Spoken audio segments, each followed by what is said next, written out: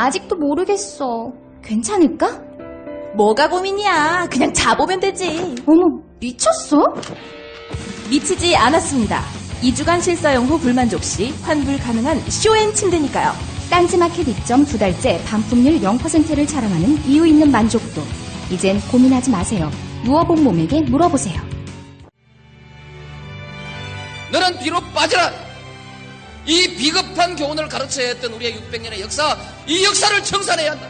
권력에 맞서서 당당하게 권력을 한번 쟁취하는 우리의 역사가 이루어져야만이 이제 비로소 우리의 젊은이들이 떳떳하게 정의를 얘기할 수 있고 떳떳하게 불의에 맞설 수 있는 새로운 역사를 만들어낼 수 있다. 대통령의 말하기 위즈덤 하우스.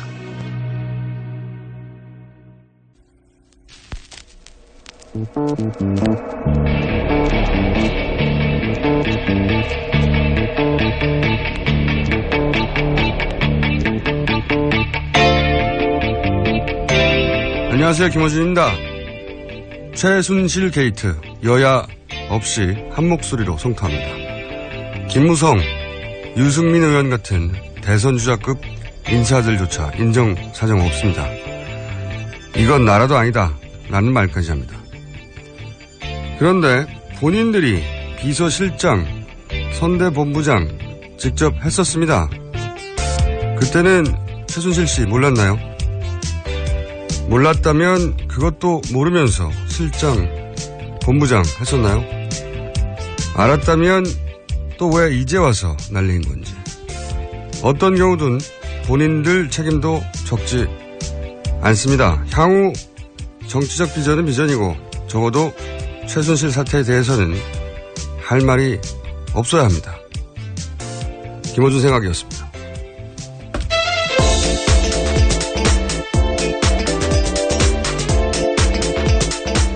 송채경화 기자 나오셨습니다. 안녕하세요. 네, 안녕하세요. 한겨레21 송채경화입니다. 최순실 씨 뉴스 아닌 거 없나요? 저도 아닌 거 전해드리고 싶은데 네. 모든 언론이 다 최순실 뉴스로 소개돼 있다 보니까. 그러니까요. 네. 고를 뉴스도 없어요. 네, 사실. 고를 뉴스가 없더라고요. 자, 그럼 오늘도 해볼까요? 네. 네. TV조선에서 단독을 많이 했는데요. 그 최순실 씨가 박근혜 대통령의 입을 옷을 고른 것뿐만이 아니라 옷값까지 지불한 걸로 드러났다. 이렇게 보도가 나왔습니다. 그쪽에서는 이제 영상을 확보했으니까. 네. 그 영상, CCTV 영상인 것 같은데. 네, 맞습니다. 네, 그 영상을 통해서 얻은 정보들이 많은 것 같아요, 보니까. 네, 그 소위 신사동 샘플실이라고 부르는 그 하나의 사무실에서 그 공개된 영상인데요. 최 씨가 영수증을 들여다보고 사인을 한 뒤에 지갑에서 5만 원짜리 현금을 여러 장 꺼내서 탁자 위에 놓는 모습이 영상에 찍혀 있고, 재단사한테도 돈을 내고 이런 모습들이 찍혀 있는 걸로 봐서 최순실 씨가 대통령이 입을 옷을 낸 거 아니냐, 최순실 씨 돈으로 이런 이제 의혹이 나오고 있는 겁니다. 그 최순실 씨 파일이라고 일명 불리는 그 네. 파일에 보면 어떤 행사에 어떤 옷을 입고 무슨 색상을 입고. 네. 근데 실제로 행사에 그런 그런 색상의 옷을 입고 등장했고. 네, 그렇죠. 그리고 또 TV조선에 등장한 그 옷이 실제 공식 행사장에서 입혀졌고. 네. 네. 그러니까 이제 상관관계는 명백한데 돈은 누가 냈느냐. 네. 여기서 최순실 씨가 그 돈을 지불했다면 이제 뭐가 문제가 되느냐 이런 얘기잖아요. 네. 그러면 이제 뇌물죄에 해당이 된다 이런 얘기가 나오는 거죠. 그러니까 공직자에게 지속적으로 고가 의료를 제공했다. 네. 이렇게 볼 수 있는 게 한 가지 갈래고 만약에 개인 돈이 아니라. 네, 대통령의 특수활동비가 있는데, 대통령의 특수활동비로 계산했다고 하더라도, 네, 개인이, 외부 사람이 이 돈을 쓸 수 있는 게 아니기 때문에. 그렇죠. 최순실 씨 지갑에서 나올 수 있는 돈은 아닌 거죠. 이거는 두 번째는 더 큰 문제죠. 예. 네. 첫 번째는 본인이 뇌물에 해당되는지, 그죠? 뇌물, 그런 걸 제공하고 어떤 대가를 받는, 대가성 얘기가 이때는 김영란법. 시행적이니까. 네, 그렇죠. 네. 대가성 가지고 얘기할 수 있는데. 네. 두 번째는 말이 안 되는 거죠. 대통령 활동비를 왜 개인이 지갑에 넣고 다닙니까? 네. 근데 어쨌든 어느 쪽이든 이 돈이 누구 돈이냐. 네. 네, 물어봐야 되는 상황 맞네요. 네, 그렇습니다. 또 다른 뉴스를 전해드리면 네. 최순실 씨가 이화여대 체육특기자 입시 정보가 담긴 청와대 문서를 미리 받아본 걸로 이제 나타났는데요. 그리고 5개월 뒤에 딸 정유라 씨가 이화여대에 합격을 했습니다. 아, 그러니까 대학의 입시 전형, 입시 네. 정보가 미리 갔다. 네, 최순실 그렇습니다. 씨에게. 네. 보면은 뭐 2014년 4월에 청와대 교육문화수석실에서 만들어진 자료인데요. 문건 위에 보면은 밤 9시에 팩스로 보내진 기록이 있는데 이제 보고서가 만들어진 당일에 누군가가 최 씨에게 이제 팩스로 송신했다라는 내용인데요. 이게 최순실 씨 측근 사무실에서 나온 문건이라고 하고요. 아, 이건 그 파일이 아니고 소위 네. 이제 그 PC에서 나왔다는 파일이 아니라. 네, 파일이 아니라. 아예 문건으로. 네, 하드카피로 존재하는 문건인데. 네. 그 문건 내용을 보면 몇 개월 전입니까 이게? 그러니까 5개월 5개월. 전이죠. 네. 5개월 전에 청와대에 있어야 하는 이화여대의 입시 정보가 미리 그 사무실에 가 있더라. 네. 아, 이건 뭐랄까요? 입시 전형을 미리 알면 최소한 그 전형에 맞추거나, 네. 그렇죠? 그 전형에 맞출 수 없는 조건이 있다면 그 조건을 바꾸라고 압력을 행사하거나 뭐 이런 충분히 그럴 수 있는 정황이죠. 네, 이런 추론을 할 수 있는 네. 거네요. 그리고 하필이면 이화여대. 네. 새로운 뉴스가 속속 나오네요. 상상을. 네, 끊임없이 나오고 있습니다. 네, 상상을 항상 뛰어넘어주는. 네. 자, 그 다음 어떤 뉴스가 다음 있습니까? 뉴스는요. 그 최순실 씨가 본인 소유 부동산 인근에 개발 계획이 담긴 청와대 문서를 또 받아본 걸로 드러났는데요. 잠깐만요. 네. 본인이 소유하고 있는 부동산. 네. 본인 자기 소유- 땅 주변에 어떻게 개발될지. 네. 그 말입니까? 네, 그 계획이 담긴 청와대 문서를 받아봤다는 겁니다. 상상을 자꾸 뛰어넘네. 그러니까 네. 본인 땅이 있는데 네. 그 땅이 앞으로 개발되나 안 되나 네. 라고 하는 정보를 담고 있는 청와대 문서를 받아봤다. 네, 맞습니다. 이것도 소위 그 PC에 있는 아니, PC는 컴퓨터 파일이 아니고, 아니라 네. 사무실에서 야, 그 직접 PC에 발견된 문서죠. 있다면 그 PC에 있는 파일은 보지 못했다거나 그 태블릿이죠 사실은. 네. 태블릿이 내게 아니라든가. 네. 여러 가지 말을 할 수 있는데 그게 아니라 본인 갖고 온 분이 거기 드나드는 사무실에 이 문서가 청와대 문서가 네. 본인 소유하고 있는 땅 주변에 개발 정보가 어떻게 되는지가 있었다 이거죠. 네. 이게 보면은 최순실 씨가 2008년도에 경기도 하남시 미사리 조정 경기장 근처에 땅을 산 적이 있는데요. 그 문건을 보면 2013년에 만들어진 문건인데 거기가 이 근처가 복합 생활 체육 시설 추가 대상지로 이제 검토되고 있다. 이런 내용이 거기에 담겨 있었다는 겁니다. 미래에 검토되고 있다고 하는. 네. 만약에 이렇게 문서가 나온 건 사실이고. 네. 그러니까 청와대가 가지고 있는 개발 정보를 사적 이익을 추구하는데 이용했다. 네. 적어도 청와대 누군가 그거 협조해 준 거 아닙니까? 그렇겠죠. 본인이 네. 들어가서 청와대 문서 가져왔을 리는 없으니까 네. 그걸 보내준 사람이 존재할 것이고 심각한 내용이네요. 사실은. 네, 심각한 이런 내용이죠. 내용을 가지고 예를 들어서 나는 나라를 위해서 그죠? 정권의 성공을 위해서 네. 이렇게 말할 수는 없죠. 그렇게 말할 수는 전혀 없는 네, 이런 내용이죠. 내용 가지고는. 개인적인 이득을 취할 수도 있는 부분이니까요. 자, 다음 뉴스는요? 네. 이번에 그 태블릿 PC에 대한 내용인데요. 최순실 씨가 청와대 각종 자료를 받아본 그 문제의 태블릿 PC의 명의가 대선 당시에 SNS 업무를 담당했던 김한수 현재 청와대 행정관 소유의 법인으로 드러났습니다. 그러니까 김한수 청와대 행정관이 어떤 회사를 소유하고 있는데 그 회사 법인의 이름이 태블릿 PC의 명의랑 똑같다는 거죠. 아, 그렇군요. 원래 이제 태블릿 PC를 사면 누가 샀는지 알 수 있으니까요. 근데 이게 태블릿 PC에서 헷갈리는데. 네. 이게 흔히 말하는 뭐 아이폰의 아이패드. 뭐 갤럭시 탭이었다고. 네. 정확하게 말하면은 알려졌는데. 이제 근데 특정 브랜드를 얘기하면. 아, 죄송합니다. 아니, 제 말은 언론사에서 조심하는 거죠, 과도하게. 아, 네, 그럴 수 있죠. 네, 갤럭시 탭이 이런 나쁜 일에 연루되어서 네. 거론되는 게 싫은 게 아닐까 생각하고 미리 조심하는 거 아니에요? 태블릿 PC 하니까 오지를 않아요. 진짜 와닿지가 않죠. 그래서 갤럭시 탭 같은 안드로이드로 네. 쓰는 그런 탭인데 한편으로 그런 생각도 들어요. 이게 만약에 아이폰의 아이패드였잖아요. 네. 그 특정 브랜드를 거론하면 양대 브랜드니까. 그러면 이 패드에서 그런 정보를 빼내기 쉽지 않았을 겁니다. 보완책이기 때문에. 아이패드에 뭔가 이익을 주는 발언인 것 같은데요. 아, 그런가요? 이거는 사실이에요, 그냥. 네. 그 정보를 취득하기가 쉽지 않은데, 안드로이드는 개방형이니까요. 네. 그래서 쉽게 접근 가능하지 않았을까. 근데 여하간 중요한 거는 네. SNS를 담당했는데, 그런데 지금은 청와대 행정관으로 있고. 네. 네, 그분 소유의 태블릿 PC라는 게 드러난 거고. 그리고 또 최순실 문건이 그 안에 여러 가지가 있었는데 그 문건에 청와대에서 작성한 아이디를 확인해 보니까 그게 정호성 제1부속 비서관인 걸로 드러났다. 이런 보도가 있었습니다. 정호성 제1부속 비서관. 네. 이제 부속 비서관이 뭐 하는지 저도 여러 군데 확인해 봤더니 우리가 쉽게 이해하기로는 집사의 역할을 하는 거죠. 네. 그 청와대 관저로 드나드는 모든 서류 너무 많잖아요, 서류량이. 게이트 키핑을 하고. 그래서 문고리를 쥐고 있다고. 얘기가 나왔죠. 문고리 권력이라고 부르는. 그러니까 네.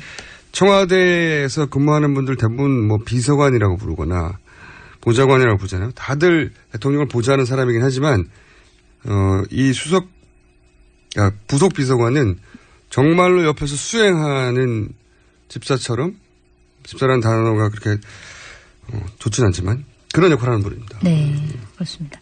그리고 이 PC에 보면 이제 카카오톡 대화 명단이 있었는데 거기에서도 박근혜 대통령이 명단에 들어있었다고 합니다. 그래요. 뭐라고 말할 수가 없네요. 대화 명단에 있었다. 네. 네. 이 태블릿 PC를 최순실 씨가 가지고 있었다고 이제 부정하는 건데. 네. 근데 좀 더 얘기하죠. 이 관련해서 인터뷰를 또 했죠. 네, 맞습니다. 부인하는. 본인은 이걸 가지고 있지 않았다고. 네. 그 얘기는 그 인터뷰 얘기할 때 다음 뉴스는 어떤 게 있습니까? 네, 그 최순실 씨가 이제 박근혜 대통령과 일본 특사단과의 비공개 접견 시나리오를 이제 받아봤다는 건데요. 일본 측이 독도 문제를 언급하면 뭐 독도에 대해서 대답하지 말고 미소만 지으라 이렇게 얘기하는 좀 다소 민감한 외교적인 대응 방안이 담겨 있는 문서까지 최순실 씨가 봤다 이런 보도가 나왔습니다. 대통령이 외교할 때 어떤 제스처를 취해라. 네. 이 미소만 지으라고 하는 코멘트를 최순실 씨가 했는지 안 했는지는 모르는 거죠. 네, 그건 알 수가 없는 거죠. 그런 내용이 담긴 문서가 네. 이 태블릿 PC 있었다는 얘기인 거죠. 네, 있었고 실제로 그 비공개 접견이 이뤄지기 9시간 전에 최순실 씨가 이거를 받아봤다 이런 내용입니다. 최순실 씨가 여러 문서를 받아봤다는 내용이 계속 나오기 때문에 네. 최순실 씨가 이 내용을 받아봤다는 것보다 전 개인적으로 좌절스러운 부분이 뭐냐면 대통령이 외교 사절을 만났을 때 언제 웃으라고 지정해줬다는 거잖아요. 네, 그렇죠. 이런 시나리오가 구체적으로 존재하는 이게 배우한테 연기 디렉션 하는 거잖아요. 대통령이 어떤 정책에 대해서 어떤 입장을 가져야 된다고 하는 시나리오는 있을 수 있는데 네. 이때 웃으세요. 미소를 지으세요. 저는 이게 기분이 나쁩니다. 굉장히. 우리나라의 대통령이 이런 디렉션을 받고 외교를 할 수 없을 만큼 더 이상 얘기는 하지 않겠고요. 네, 알겠습니다. 기분이 나빠요. 자존심이 상하고. 자, 그 다음 뉴스는요? 네, 이번엔 이제 안종범 수석에 관한 내용인데요. 그 K스포츠 재단이 최순실 씨의 지시로 SK에 80억 원을 요구하는 과정에서 안종범 청와대 정책조정 수석이 관여했다. 이런 증언이 나왔습니다. 이번에는 정현식 K스포츠 재단 전 사무총장의 인터뷰가 나왔는데요. 이전에는 미르재단 전 사무총장의 인터뷰가 나왔다가 지금은 이제 다른 K스포츠 재단의 전 사무총장인데 이분이 한 얘기가 지난 2월에 SK를 찾아가서 80억 원의 투자 유치를 설명하고 난 뒤에 며칠 뒤에 안종범 수석한테 전화가 왔다. 그리고 안 수석은 SK와 얘기는 어떻게 됐냐 그러면서 이것저것 물어봤다. 이런 얘기를 했는데 그러니까 결국 안종범 수석은 SK에 80억 원을 요구한다라는 사실을 알고 있었고 이게 어떻게 됐는지 좀 잘 챙겼다. 결국 최순실 씨와 안종범 수석이 서로 이제 이거에 대해서 얘기를 나눈 게 아니냐. 80억을 요구하자. 이런 부분에 대해서 서로 얘기를 한 게 아니냐. 이런 의혹입니다. 여태까지 보도된 많은 관련 의혹들은 주로 미르재단 전 사무총장 인터뷰를 통해서 나왔는데 이번에는 이제 K스포츠 재단 전 사무총장이 청와대 지금은 정책조정수석이죠. 네. 예, 정책조정수석이라는 게 이제 부처 간에 이견이 있을 때 네. 가운데서 조정하는 사람으로 청와대 내에서 혹은 부처 간에는 막부 영향이 굉장히 크거든요. 이번에 또 게다가 그 전에 경제수석이었잖아요. 네, 맞습니다. 경제수석이 재벌에다가 기업에다가 이런 얘기하면 듣지 않기 어렵거든요. 네. 근데 이제 안정범 수석은 부인하고 있는 거죠. 네, 안정범 수석은 부인하고 있습니다. 안정범 수석의 이름이 굉장히 많이 등장하는데 다 부인하고 있죠. 지금 네, 현재? 지금 다 부인하고 있고요. 뭐 또 한 가지 나온 게 있는데 금융위원회가 지난해 말에 금융개혁 광고를 한 업체에 맡겼는데 안종범 또 수석이 반대를 해가지고 업체를 바꿨다 이런 보도가 나왔습니다. 뭐 어떤 업체를 선정해라 이런 거는 좀 약간 이해가 되는데 어떤 업체를 바꿔라 그 업체를 하지 말라 이렇게 지시를 했다는 건데요. 근데 문제는 그 해당 업체가 차은택 광고감독 측과 대기업 계열 광고사 인수 문제를 놓고 불편한 관계에 있었던 업체라고 합니다. 그래서 결국 안종범 수석이 차은택 광고감독이 싫어하는 업체를 찍어낸 거 아니냐 이런 해석이 나오고 있습니다. 원래 이런 영향력이 가장 그 영향력의 레벨이 높은 거예요. 내가 이득을 보려고 네. 내가 관계 있는 회사를 밀어넣는 거. 네, 예, 거기까지 그것보다, 예, 네. 거기까지는 이제 일반적인 네. 결탁이나 청탁 이렇게 얘기하는데 저 사람 마음에 안 들어. 찍어내. 네. 이게 가장 높은 종류의 영향력이거든요. 그런 일단을 보여주는. 자, 그 다음에 이제 인터뷰가 있었죠. 네, 오늘 세계일보에서 처음으로 독일 현지에 있는 최순실 씨를 단독으로 인터뷰한 내용을 이제 보도를 했는데요. 최순실 씨는 본인과 관련된 의혹을 대부분 부인했습니다. 그래서 먼저 저도 읽어봤는데. 네. 짧게 관련 내용들 워딩 몇 가지만 전해주시면. 네, 일단 연설문 관련해서는 대통령을 자기가 오래 봐왔으니까 심정 표현을 어떻게 하는지 도와달라고 해서 좀 도와줬다 이런 얘기고요. 뭐 청와대 대통령 자료를 받아보지 않았냐 이런 질문에 대해서는 당선 초에 이메일로 받은 것 같은데 민간인이라 국가기밀인지 전혀 몰랐다 이런 내용이고요. 이게 이제 대통령 사과하고 마치 짝을 맞춘 듯 호응하는 부분이 있어요. 내용을 보면 네. 그렇게 대통령도 그렇게 이제 사과문을 발표했단 말이죠. 초반에 네. 그렇게 네, 초반에 한 걸로. 잠깐 도움을 받았다 네. 이렇게 했었죠. 이거랑 이제 비슷한 내용이고요. 시기도 대통령 연설이 있고 인터뷰에 있고 내용도 지금 호응을 이루고 있는데. 네. 그리고 뭐 대통령 보고서를 매일 밤 뭐 30cm 두께가 되는 보고서를 받았다. 네. 요거에 대해서는 말도 안 된다. 이거를 주장하는 사람이 뭐 미친 사람이다. 뭐 저를 죽이려는 거다. 막 협박을 했다. 협박을 당했다. 뭐 이런 얘기들을 했고요. 근데 그 30cm 되는 대통령 보고서를 거의 매일 갖다 줬다. 네. 라고 하는 그 정호성 비서관인가요? 네, 정호성 정호성 비서관에 대해서는 네. 안다고 하나요? 정호성 비서관은 아는데 정 비서관이 이제 청와대에 들어간 뒤에는 만난 적은 없다. 이렇게 얘기를 했다고 합니다. 만난 적이 없다. 네. 그러니까 갖다 준 적도 없는 거죠. 네. 근데 청와대 내부에서도 이제 당연히 감찰이 있을 거 아닙니까? 이런 언론 보도가 있으니까 정호성 그랬겠죠? 비서관한테 네. 수석 제일 부속 비서관한테 물어봤더니 본인도 부인했다고. 네, 그런 적 없다. 알려졌어. 예, 네. 알려졌어요. 그러니까 뭐랄까 서로 합이 맞다 이런 생각이 드네요. 그럴 수도 이렇게 있겠죠. 네. 왜냐하면 이런 의혹들이 막 사방팔방에서 제기될 때 관계자들 있잖아요. 네. 그 사람들이 한 곳에 모여서 얘기하지 않는 한 내가 무슨 얘기를 했는데 상대방이 부인할까 봐. 그렇죠? 네. 무슨 말 하기 쉽지 않거든요. 근데 다 모른다고 하는 것은 정말 모르거나 첫째 아니면 상대방도 모른다고 할 걸 알고 있거나 둘째. 네.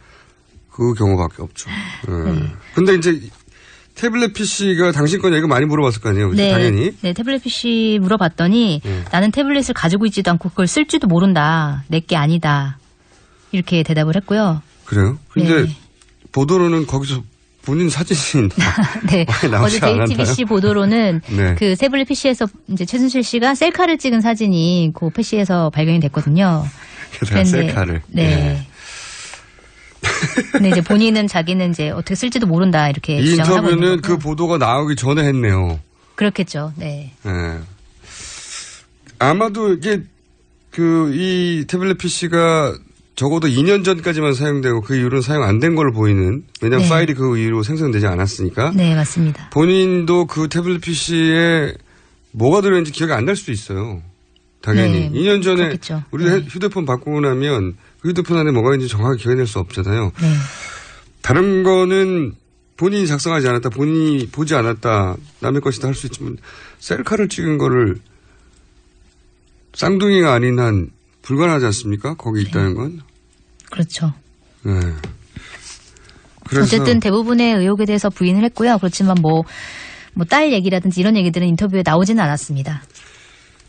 이 질문을 왜 안 했는지 모르겠네요. 그러니까 명백하게 비디오로 존재하는 거 있잖아요. 네, 그렇게 아무 옷을 상관이 골라주는 없고, 것. 네, 아무 네. 상관이 없고 그랬다면 그 이후에 찍힌 네. 그리고 영상들. 실제 입게 된 그 옷, 네. 네, 그 옷은 어떻게 된 거냐? 그리고 왜 거기에 청와대 행정관들이 있냐? 그것도 네. 3금이나 된 행정관들 2명이나 있냐? 네. 이야기를 물어봤어야 하는 건데 물어봤는데 다.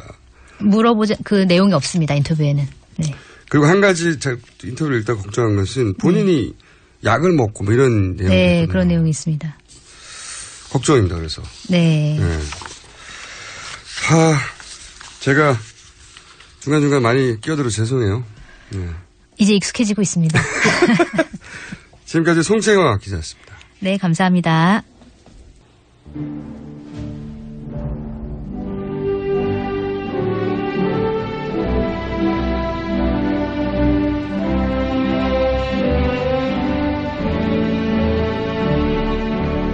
친애하는 국민 여러분 안녕하십니까. MB 인사 올렸습니다. 요즘 TBS 또 극하고 뉴스공장 이거 들으시는 분들이 참 많다 이런 보고를 전 봤습니다. 고맙습니다. 그간데 방송을 쭉 안 빼고 들으신 분은 아시겠지만은 제가 맨날 여기 나오는 거 아닙니다. 저 많이 바쁩니다. 그간데 저 안 나오는 날은 또 많은 분들이 저를 그리 찾는데 왜 오늘 MB 안 나오냐? 왜 MB 안 나오면 재미없다. 우리 MB를 돌려달라. 이거 뭐 백미네. 우리 MB 돌려달라. 이러한 항의가 쏟아진다고 들었습니다. 국민 여러분, 송구스럽습니다. 저는 그래 함부로 나오는 사람이 아닙니다. 그거 아셔야 됩니다. 이 MB 쉬운 남자가 아니다. 저는 그런 확신을 가지고 있다는 생각을 저는 가지고 있는 겁니다. 사실 여도 김어주의가 제발 좀 나와달라. MB님 없는 어떤 뉴스공장 이건 없다. 이거는 프로가 못 산다. 이렇게 하면서 바지가랑이 자꾸만 늘어져가지고 그게 또 질질 늘어지고 내일 걸어가면 바리가랑이 자꾸만 따라와 또 무거워 죽겠는데 그래 하기 때문에 그 정성을 봤어. 억수로 바쁜 와중에도 아주 힘들게 좀 나와주는 겁니다. 자꾸 나와주니까 사람 쉽게 보이는 모양인데 저 우리 쉬운 사람 아닙니다. 저 오는데 많아. 억수로 비싸. 응? 나는 그래서 이 한 말씀만 드리면은 구호고쇼들은 매일 나옵니다. 여기 들어야지. 이거는 좀 아니다.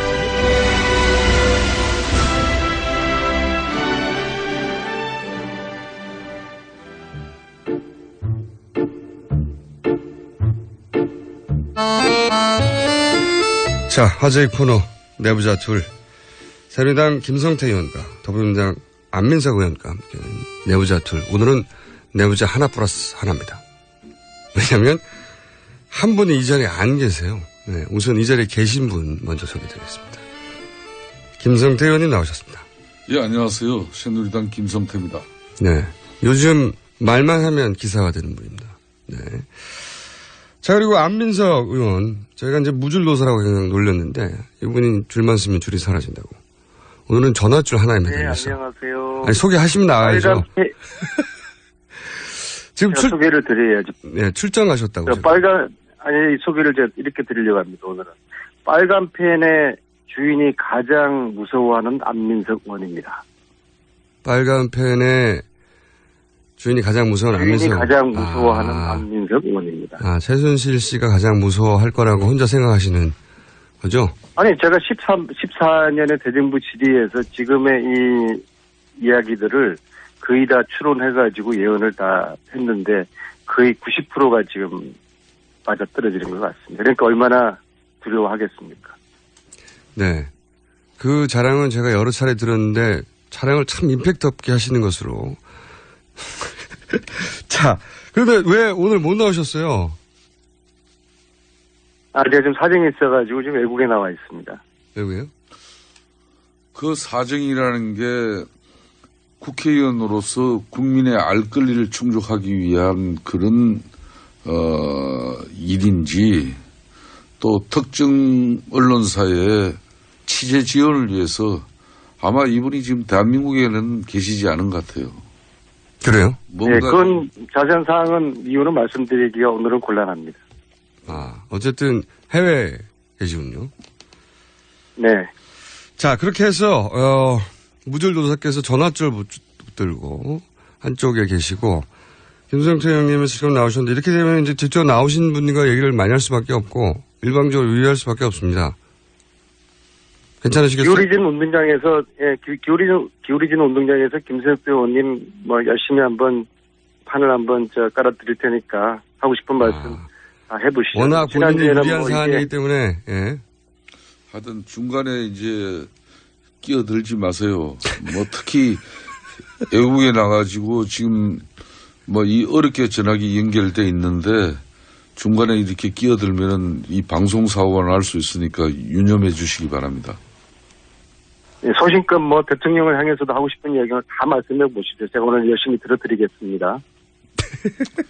오늘 사실은 이 주제가 굉장히 김성태 의원님에게 이제 불리할 수밖에 없는 주제가 테이블 위에 올라올 수밖에 없는 시국입니다. 그죠? 아시죠? 예, 그렇습니다. 잘 알고 있습니다. 다 각오하고 오셨죠? 예, 그렇습니다. 하지만 한 분이 지금 맞은편에 없기 때문에 그죠? 예. 좀 유리한 상황이기도 하고 한편으로 유리한 상황이라기보다는 안민석 의원이 원래 이 최순실 게이트라고 이렇게 지칭하고 이 문제를 제일 먼저 시작한 장본인이니까. 그건 맞습니다. 2년 전부터. 그러니까 이 사람이 자기 주장을 이제 오늘 제대로 많이 못하겠죠. 네. 좋으시죠. 그래서. 좋다기보다는 지금 작금의 이 상황은 새누리당이 그렇다고 해서 이 문제 제기한 안민석 의원 없다고 해서 이걸 침소봉대할 일도 아니고 그렇기 때문에 이제 우리도 비장한 각오로 이 상황을 지금 지켜보고 일단 분위기는 없습니다. 있습니다. 분위기 처음에 JTBC 보도 나오고 대통령의 사과 나오고 이게 이제 흔히 하는 편으로 멘붕이 다 의원님도 되셨죠. 이게 뭔가 사실상 이 최순실 의혹이 터지고 난 이후에 가장 심도 깊은 의원총회가 열린 게 어제입니다. 드디어. 어제 한 4시간 가까이 했는데 사실상 그 이전까지는 국정감사 기간에도 정인 채택이나 이런 부분에 대해서 저희 새누리당이 다 거부했잖아요. 민주당의 일방적인 의혹 제기고 또 정쟁을 위한 주장이다. 그러니까요. 이렇게 좀 치부해버린 면도 없지 않습니다. 우리 지도부가. 많죠. 예.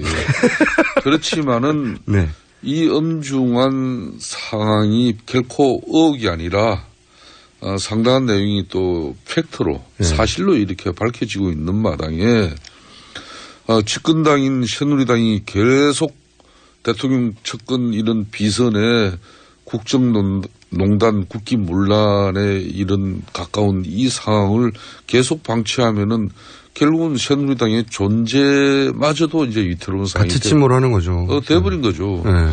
그런 측면에서 그동안 저 같은 경우도 신속하게 이걸 검찰 수사를 통해서 명명백백하게 밝히고 또 우리 새누리당 입장에서도 최순실을 너무 비호하고 또 옹호하는 입장을 가져서는 안 된다는 주장을 끊임없이 한 사람입니다. 의원님은 그런 말씀 하셨죠. 적당히 흔히 하는 표현으로 실드도 치시면서도 조사하면 된다. 조사해야 한다. 말씀하셨죠. 그래서 이제 사실상 박근혜 대통령이 엊그저께 사과를 했습니다만은 이 사과는 국민적인 어떤 분노에 기름을 더 부은 격이 돼버린 결과죠. 의원님도 그렇게 생각하세요? 저도 그렇게 생각합니다. 그 사과 듣고 이건 해결이 되는 게 아니라 기름을 더 붓는다. 그렇습니다. 지금 이 상황은 계속 지금 쏟아져 나오고 있는 이 상황에서 과연 이걸 사과로 이렇게 마무리 짓고 또 국정을 쇄신하고 청와대의 이런 측근 인사들을 전면 개편하고 또 개각까지 이렇게 단행하면서 국정이 마비된 이 상황을 다시 국정 동력을 회복하기 위한 어떤 특단의 대통령의 의지가 나올 때 이제 사과 내지는 사실상 국민들에게 용서를 구해야 되는 것이죠. 그런데 지금 계속 이게 언론은 하루가 멀다 하게 이렇게 경쟁적으로 새로운 뉴스가 나오는데 계속 새로운 주장과 의혹이 제기되고 있는데 이걸 명백하게 국민적 의혹을 해소할 수 있는 길은 성역 없는 검찰의 수사입니다. 이걸 대려 대통령께서 특단의 의지를 가지고 정말 어떤 수단을 동원해서라도 최순실을 국내에 소환하고 또 소환해서 어느 누구도 예의 없이 성역 없이 수사를 명확하게 해서 국민들에게 이 의혹을 낱낱이 공개하라 이런 정도 하고 대통령으로서 이런 부분은 잘못됐다. 국민들에게 사과 내지는 용서를 구할 수도 있어야 되겠죠. 근데 좀 뭐가 좀 이게 대단히 위협하죠. 좀 앞뒤가 안 맞는 상황이죠. 그러니까 새누리당 내 중진들 혹은 의원들이 모여서도 이걸로는 안 된다는 얘기가 중론이군요. 말하자면 압도적인. 대체적으로 어제 의원총회에서도 거의 만장일치로 새누리당이 특검을 주장하고 특검을 하자 이런 집권당에서 지금 사실상 국정운영 기간 중에 여러 이슈들이 터져나오지만 이렇게 선제적으로 나간 경우는 없습니다. 그렇기 때문에 왜냐하면 이 상황의 엄중함이 그대로 드러나는 거죠. 왜냐하면 가만히 있다가는 새누리당도 함께 갈 수가 있으니까 일단 새누리당 입장으로서는 살아야 되지 않습니까? 대통령 임기가 끝나가지만. 그렇죠. 정당은 정당으로서 지금 이정현 당대표 당 지도부가 어제 의원총회에서도 지금 이렇게 당 지도 체제가 가서는 안 된다는 그런 주장이 많이 나왔어요. 당대표는 살아남을까요? 그렇죠. 아니요. 그러니까 사실상 대통령의 어떤 그런 가까운 비서진의 어떤 그런 과거의 본인의 역할과 지금 공당의 대표의 역할은 분명히 구분이 되어져야죠. 그런데 구분이 안 된다는 말씀이시죠? 그런 측면에서 좀 결기를 가지고 국민의 목소리를 이 새누리당이 대통령에게 가감없이 전달하고 또 그걸 요구하고 해야 되는 어떤 당 지도 체제가 사실상 어제 검찰이 이런 최순실 씨 관련 압수수색을 27일 만에 들어갔습니다. 아니, 기자들이 물건 다 주워갈 때까지요. 국민들한테 이건 좀 창피한 일이죠. 잠깐만요. 그래도 이제 전화를 하셨으니까. 안민석 의원님, 잘 들리십니까, 전화가? 네, 근데 이제 김승태 형님 말씀 잘 들었는데요. 새누리당이 지금 이런저런 하기 전에 대통령께서 멘붕에 빠져 계신 대통령 향해서 요구하고 주장하기 전에 스스로들이 반성을 먼저 해야 돼요. 그리고 사과해야 됩니다. 왜냐하면 국정감사 때 저희들이 미르 K스포츠 재단 증인 18명을 신청했는데 한 명도 내놓지 않았습니까? 여기서 반성을 해야 되고요. 그다음에 대통령께서는 본인 스스로부터 조사받겠다고 자청을 하시면은 국민들부터 어느 정도 좀 국민들 마음이 좀 어느 정도 좀 풀릴 수 있을 것 같습니다. 이게 먼저 시작돼야 되는 거죠. 새누리당부터 반성하라는데요? 새누리당 분명히 반성해야 됩니다. 어떻게 하든 이런 국정농단이 이루어진 사실에 대해서는 집권당이 대통령과 또 정부만 계속 옹호 비호해서는 안 되기 때문에 새누리당이 무한한 책임을 가지고 거기에 따른 모든 우리가 책임질 부분과 또 우리 당이 국민들에게 또 단호한 의지를 갖추는 부분도 너무나 중요하다고 봅니다. 이정현 대표가 반성하는 의미에서 7일 동안 반성의 단식을 해보세요. 이럴 때 진짜 반성의 단식을 하는 거죠. 쓸데없는 일 가지고 지난번에 단식하셨지 않습니까? 그런 걸 요구하셔요, 김성태 의원님께. 참 지난번 일주일 단식도 참 처음 해보는 그런 단식으로서 본인이 아주 힘들고 어려워했습니다. 아마 지금 다시 단식 요청하면은 두 번 나지 않을 거예요. 그걸 뻔히 알면서 같이 정치하는 동료를 그렇게 또 조롱하면 안 되는 거죠. 네. 그런데 이정현 대표는 살아남을까요? 어떻게 보십니까, 개인적으로? 이정현 당대표께서도 참 우리 새누리당의 당직자로부터 시작해가지고. 네, 입지전적이죠. 입지전적인 어떤 위치까지 올라왔지 않습니까? 제가 이 질문을 드린 이유가 뭐냐면. 대통령의 순장조로. 네, 같이. 끝까지 남을 게 아니면은. 네. 지금 새누리당 공당이 당대표의 의지를 가지고 당대표가 된 사람이면은 지금 이 시국 상황에서 집권당인 새누리당이 어떻게 해야 되는 건지. 과거의 집권당도 정권 말기에 그런 가족들이나 또 측근들, 비선들의 어떤 그런 부정부패 비리에 집권당 대표들이 어떤 처신을 했는지 그걸 이정현 당대표가 좀 이렇게 잘 곱씹어 보면은 아마 스스로 퇴진하라는 말씀이세요? 답이 나오는 거죠. 그러니까 스스로 퇴진하라는 말씀이시죠. 저는 아까도 말씀드렸습니다만은 정말 박근혜 대통령을 위하고 그분을 위해서 오로지 자기 정치의 모든 것을 바친다고 해도 과언이 아닌 사람이에요. 네, 그분이. 그렇다면은 지금은 그런 순장조의 역할을 우리 공당인 새누리당이 국민들 앞에 가질 상황은 아닙니다. 그렇다면은 본인이 선택을 해야 되는 것이죠. 그러니까 사퇴하라는 얘기잖아요. 아니 그러니까 대통령의 순장조로서의 역할과 그 본인의 그 충성스러운 마음이 그대로 뭐 유지되게 하려 그러면은 당대표로서는 어울리지 않는 것이죠. 그렇게 사퇴하라는 얘기를 길게 하셨는데. 굳이 그걸 저 입에서 끝까지 그렇게 뭐. 듣고 싶습니다. 그 나오길 왜 강요하고 있습니까? 제가 이런 질문을 드릴 수밖에 없는 게 이 사과가 있고 나서 이정현 대표가 이제 당대표로서 중진들을 소집했다고 해요. 예. 소집했는데 언론에 아주 한 줄로 짧게 보도됐는데 안 와서 중진들이 안 와서 회의가 소집이 무산됐다. 이거 당대표로서 굉장히 치욕스러울 뿐만 아니라 당대표가 가지고 있는 그 위상을 드러내는 거거든요. 그러니까 이정현 의원님도 안 가셨죠? 중진이신데. 뭐 당연히 저는 요 근래 회의를 참석을 안 했는데 이정현 당대표나 소위 말하는 현재 좀 측근 인사로 분류될 수 있는 그런 지도부가 지금까지 대통령이나 청와대에 바른말 쓴소리 한번 제대로 한 적이 없어요. 더욱이 요 근래 당대표인 자신도 연설문을 이렇게 만들 때는 자기 친구들이나 또 아는 사람 통해 가지고 자문도 구한다 그런 이야기를 이렇게 하는 걸 보고 제가 어제 의원총회에서도 난 아연실색했다. 응? 당대표가 최순실을 옹호하고 비호하는 모습을 보이는 이런 지도체제로 어떻게 이 썩난 민심을 수용할 수 있겠냐. 이런 지도부가 아무리 진실을 구명하겠다고 한들 국민들이 믿으시겠습니까? 부장장님 저는 전화 끊을까요? 너무 좀 불균형하게 오늘 질의하십니다.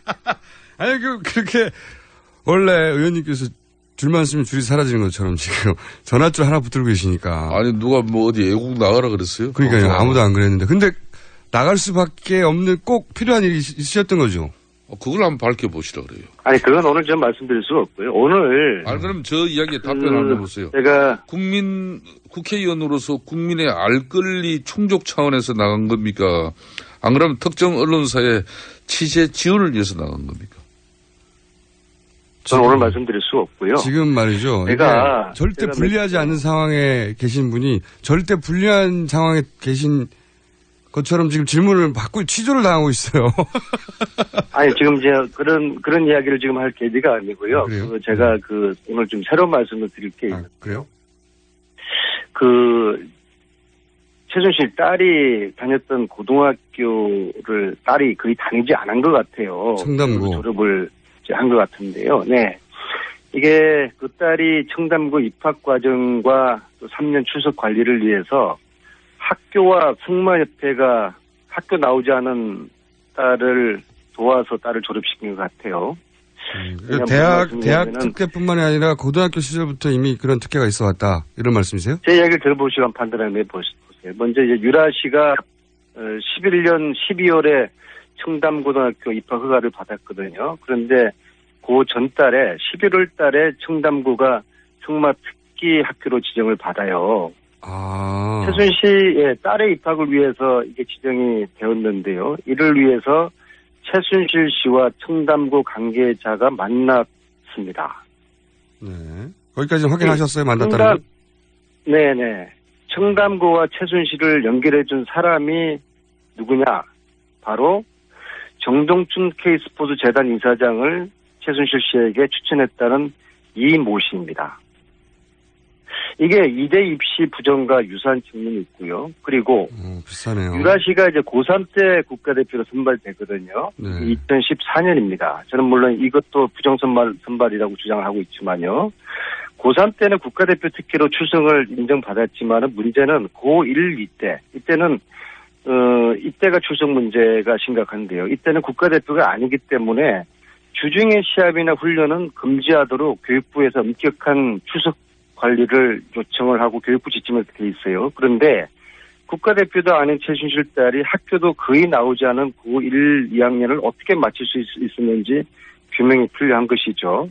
제가 파악하기로는 최순실 씨가 최소한 3회 청담구를 방문을 했습니다. 최순실 씨는 항상 배대에 가렸는데 항상 딸 관련된 일에는 이제 등장하는데 청담구에 최소한 3회 방문을 했습니다. 그리고 13년에 청와대가 승마협회 감사를 지시를 하지 않았습니까? 그 이후에 승마협회가 최순실의 최측근이고 독일 훈련장을 세팅한 박원훈 씨에게 승마협회가 장악당하는 구조가 되거든요.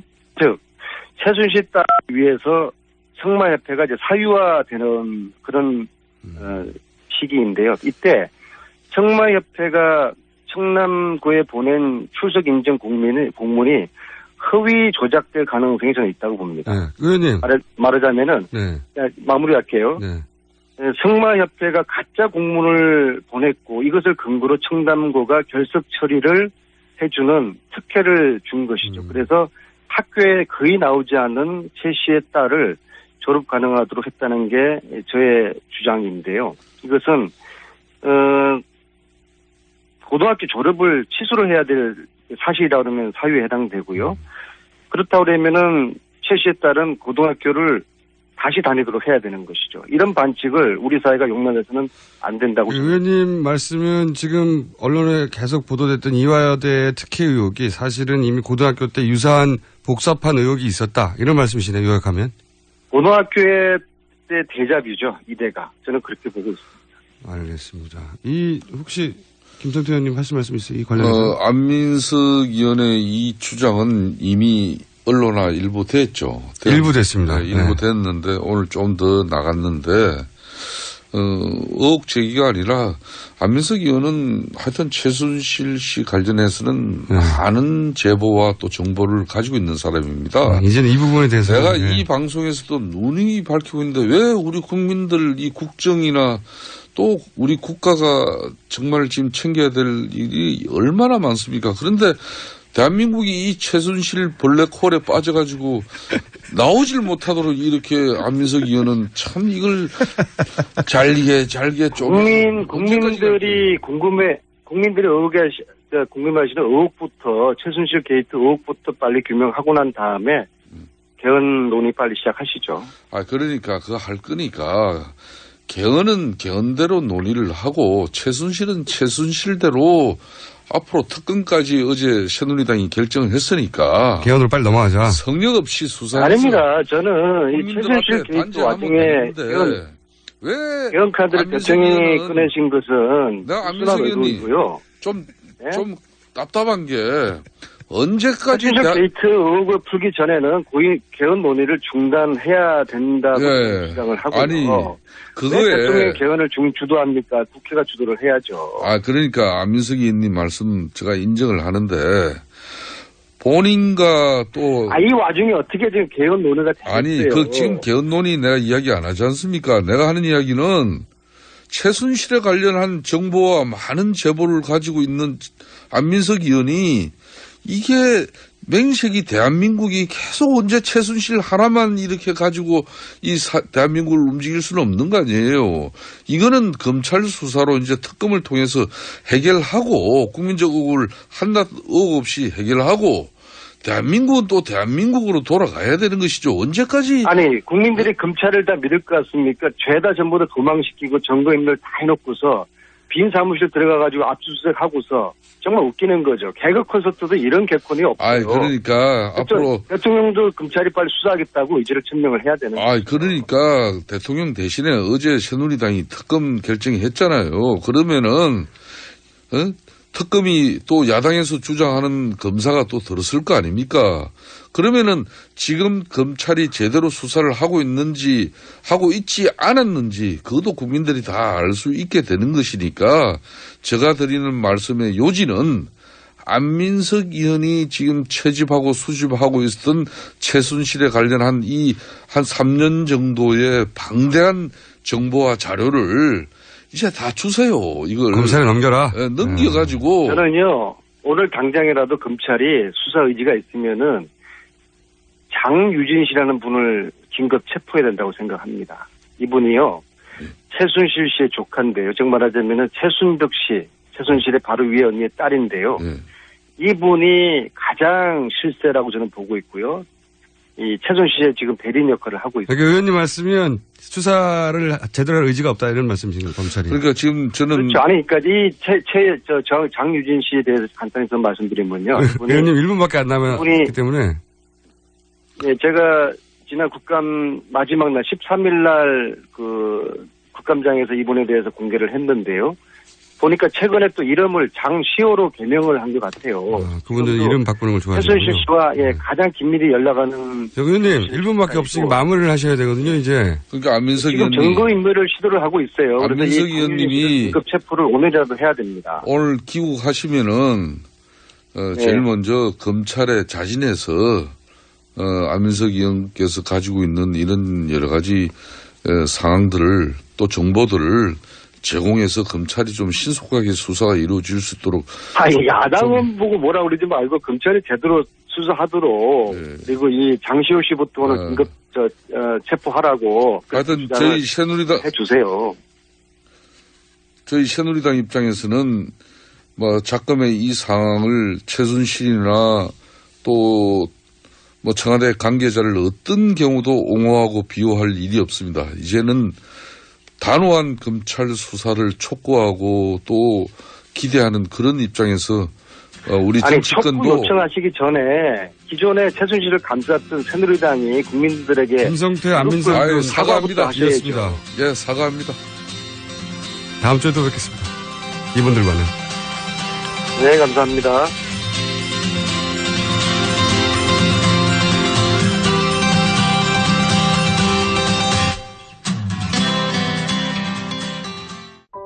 어머니 또 감기 드셨어? 사들인 온열 매트가 몸에 잘 안 맞으신가? 네, 거기서 주무시고 아침에 일어나면 몸이 많이 찌뿌둥하시대요. 기력도 없으시고. 결국 전자파 문제가 큰 것 같네. 가만, 우리 회사 김대리가 요번에 온열 침대를 샀는데 유지비도 저렴하고 밑에 열선이 없어 전자파가 아예 제로라던데? 정말요? 침대 이름이 뭐래요? 김대리가 구매한 침대는 다존 군불 침대입니다. 기분 좋은 따뜻함 군불 침대. 검색창에 군불 침대를 입력해보세요. 구매 문의는 02-2245-3531.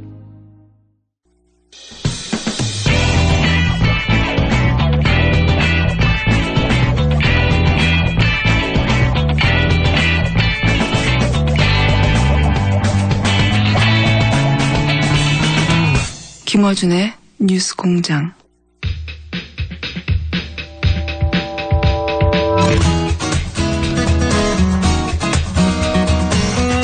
네, 3부입니다.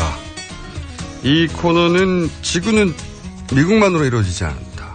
이 문제의식으로 저희가 미국 이의 뉴스를 전해드리는 시간입니다. 르몽드 디플로마티크 편집장이셨고 지금은 편집위원, 사단법인 인문결 연구소 이사장, 이론인문학자, 설명이 깁니다. 그렇게 안 하셔도 됩니다. 임상훈 소장님 나오셨습니다. 안녕하세요. 네, 안녕하십니까. 네. 저희가 이제 그 국제 분쟁들을 주로 쭉 다루다가. 네. 네. 갑자기 이 최순실 게이트. 네. 혹시 게이트를 외국에서도 다룰까 싶어서 저희가 의뢰를 했어요, 이번에는 아이템을. 네. 혹시 다루냐? 다룹니까?